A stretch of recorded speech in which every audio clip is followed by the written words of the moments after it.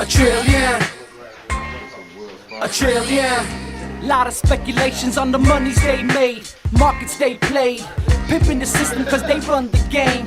They trades is inside of the old boy network. Money stays in as they build their net worth.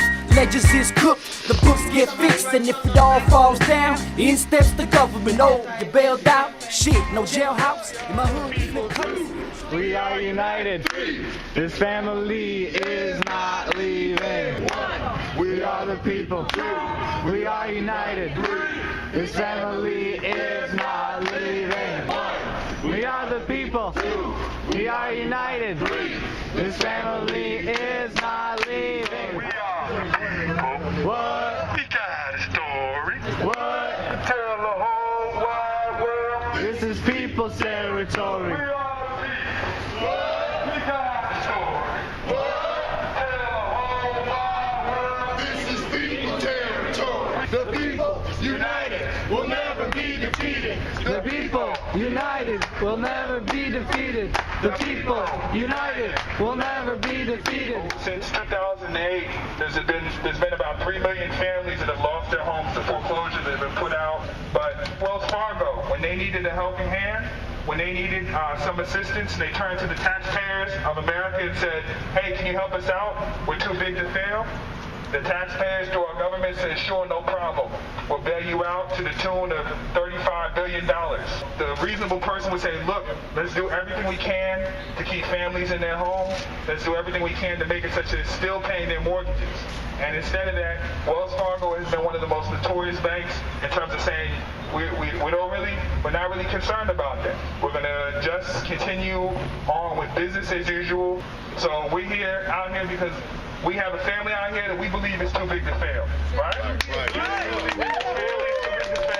We don't want to see them get put out of their home. They've been dealing with a number of tragedies over the past couple of years.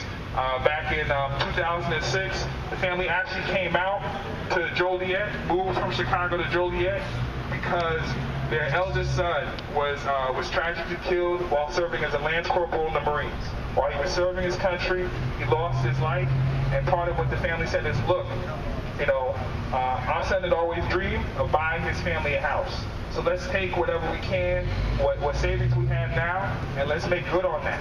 And let's come in particular to Joliet, because Joliet is close to the Abraham Lincoln National Cemetery. It's close to his gravesite. So we can continue to be close as a family.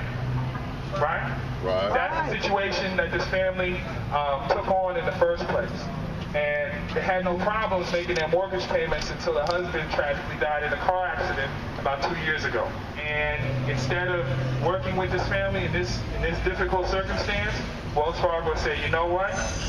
Send us your pay stubs, send us your documents. Oh, we lost your documents. Oh, call this person. Oh, that person's not here anymore. You need to speak to somebody else. The same sort of runaround that these banks have been notorious for doing. And so this family's now in a situation where they actually are working full time. They've got the money to make the mortgage payments, and Wells Fargo won't take their money. Right? They won't take their money. That ain't right. We're going to sell your house. You either need to leave on your own, or we're going to have the sheriff move your house. So real quickly, I want to have Robert from the family come speak and just tell us a little bit more about what they've been dealing with and how we can support them. Thanks to Wells Fargo, man, we're suffering right now. These guys really, truly do not want to work with us, and they're trying everything in their power to undermine whatever we're trying to do. But I'm going to tell Wells Fargo, like I told them the last time, hell no, we won't go. Hell no, we won't go. Hell no, we won't go. It hurts when my kids come home, and when they come to the house, I don't know if they're going to have a house to come to. Well, they got a far way to go. Well, they got a far way to go. Too often, we see in America that the wrong people are blamed for the problems that they face. Too often we see in America that the government spends too much time bailing out the private sector and not the real sector that make America work, and that's the people, right? Yes, that's sir. the people, right? Yes, sir. The most important contract is the contract with the community, not with the corporation. Say it with me. The most important contract is the contract With the community. not with the corporation. So it's their duty to stay in their house, right? Yes. It is our duty to help them stay in their house. Because we're going to do what? Fight. Because housing is a human right. Fight.